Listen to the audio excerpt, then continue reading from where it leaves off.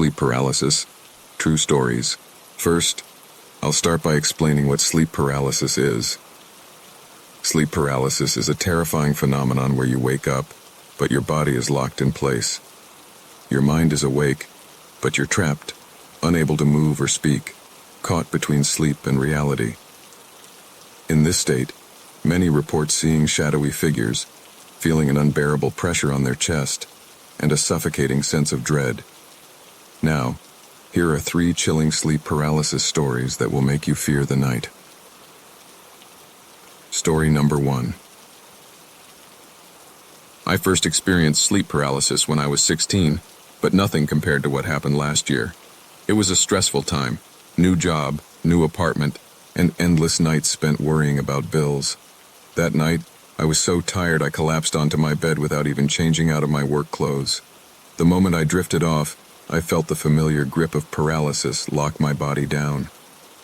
The room was dark, the glow of the street lamp outside casting long shadows across the floor. I could see everything: my dresser, the half-open closet, and the coat I had tossed over the chair. But then, in the far corner of the room, something moved. A man stood there, his figure shrouded in shadows. He wore an old, tattered coat, and his head was tilted at an unnatural angle. My eyes strained, trying to focus, but the dim light only revealed the sharp gleam of his eyes as he stared at me. He didn't move, didn't blink, just stood there, watching. Suddenly he took a step forward, and the floor creaked. The sound sent a jolt of terror through me. My body remained motionless, and I could barely breathe as he came closer, each step deliberate and heavy. He reached the side of my bed and leaned down until his face was level with mine. The shadows peeled away, revealing sunken eyes and a smile that was too wide, stretching impossibly across his gaunt face. "Are you awake?" he whispered, the words barely more than a breath. I could feel his breath on my skin, rancid and cold. My eyes burned with tears, and I fought with everything in me to move, to scream, but my body was still a prisoner. He reached out a hand, bony fingers inches from my face, and I thought this was it. He was going to touch me. Just as his fingers brushed my cheek, my body released me, and I shot upright, gasping. The room was empty, the corner dark and silent, but I didn't sleep again that night, nor the nights that followed. I couldn't shake the memory of his eyes, the sound of his voice, or the feel of his breath. Even now, I catch myself glancing at that corner, half expecting to see him standing there, waiting. Story number 2. I'll never forget the winter night when I experienced the worst sleep paralysis of my life. The cold was relentless, seeping through the cracks of my window and biting at my skin, despite the mountain of blankets piled over me. The room was dim, lit only by the faint red glow of my alarm clock, its digits blinking silently. 3:14 a.m. I shifted in my sleep, or at least I tried. That's when I felt it, a familiar, dreadful sensation. My body refused to move. My limbs were leaden, heavy, as though anchored by unseen weights. It hit me. I was paralyzed. I forced myself to focus on my breathing, counting each inhale and exhale to calm the rapid thudding of my heart. Sleep paralysis. It would pass, I told myself, but the darkness felt more oppressive than usual, pressing down like a suffocating blanket. The silence in the room was unsettling, a void that seemed to stretch on forever. Then, it changed. A subtle shift, like a shiver passing through the air. I felt it. A sudden weight at the end of my bed, sinking the mattress ever so slightly. A surge of panic washed over me, my skin prickling as adrenaline fought against the paralysis. "It's just a trick of the mind," I repeated, clinging to that rational thought. But when my eyes adjusted to the shadow-filled room, I saw it. A figure stood at the foot of my bed. Tall and impossibly thin, it hunched over, observing me with an unnatural stillness. My breath caught in my chest. A silent scream stuck in my throat. Its eyes, black, empty hollows, locked onto mine, unblinking. The longer I stared, the more it felt as though those eyes were burrowing into me, reading my fear, feeding on it. It shifted, the movement slow and deliberate, leaning forward until I felt an invisible weight clamp down on my chest. A strangled wheeze escaped my throat as the pressure tightened, pressing the air from my lungs.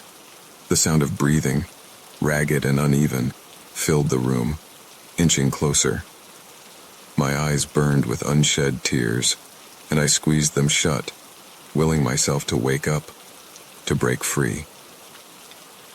Cold, spectral fingers brushed against my arm, trailing down with a touch so real it sent a shiver through my paralyzed body. The room grew colder, the icy touch spreading like a creeping frost. Suddenly my body released its hold. Like a switch flipped inside me, I jolted upright, gasping for air, my chest heaving with shallow, panicked breaths. The room was empty, lit only by the dim, mocking glow of the alarm clock.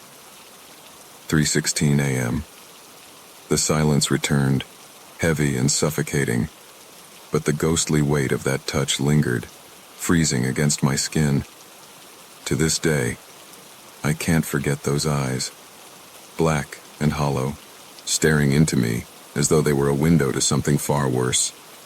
They left behind a silence that no amount of rational thought could fill, a silence that still creeps in during the dead of night, making me wonder if they'll ever return. Story number 3. This story comes from a night that shattered everything I thought I knew about sleep paralysis.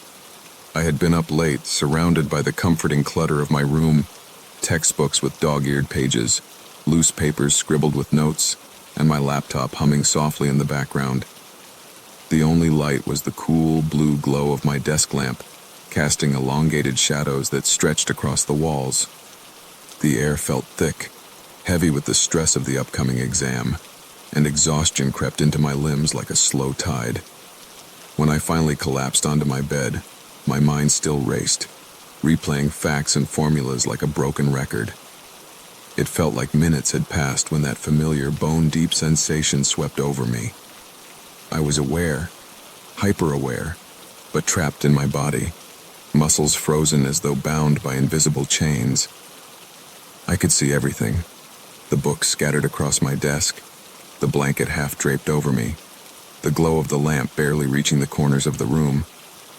But there was something different this time. The silence wasn't the peaceful kind that comes in the dead of night. It was oppressive, smothering. A tension hung in the air, prickling the skin on the back of my neck. Then, I heard it. A whisper so faint it could have been mistaken for the creak of the old floorboards. My eyes, the only part of me that could move, darted to the far corner. Darkness pooled there, thicker than the rest of the room. The whisper grew louder, distinct, like someone mumbling just out of earshot, words blending into each other in a maddening, nonsensical chant. My pulse quickened, thudding painfully in my chest as I felt the temperature drop, a chill crawling up my spine. The presence was undeniable. It stood right behind me, so close I could feel the icy tendrils of its breath brush the back of my neck. The whisper shifted, the cadence breaking as if the voice struggled against something deep and broken. "Help me," it rasped, the sound a splintered echo that vibrated in my ears and sunk into my bones. My chest tightened, breath caught in my throat as the whisper turned into soft, desperate sobs that filled the silence. The need to scream, to wrench my body out of this paralysis clawed at me, but I was locked, a prisoner of my own mind. Then, like a slow, creeping shadow, a face appeared inches from mine, materializing from the dark. Its skin was pale, almost translucent, stretched taut over sharp cheekbones, and eyes hollow and unblinking. The lips twitched as they repeated the plea. "Help me," over and over, each word sending shockwaves of dread down my spine.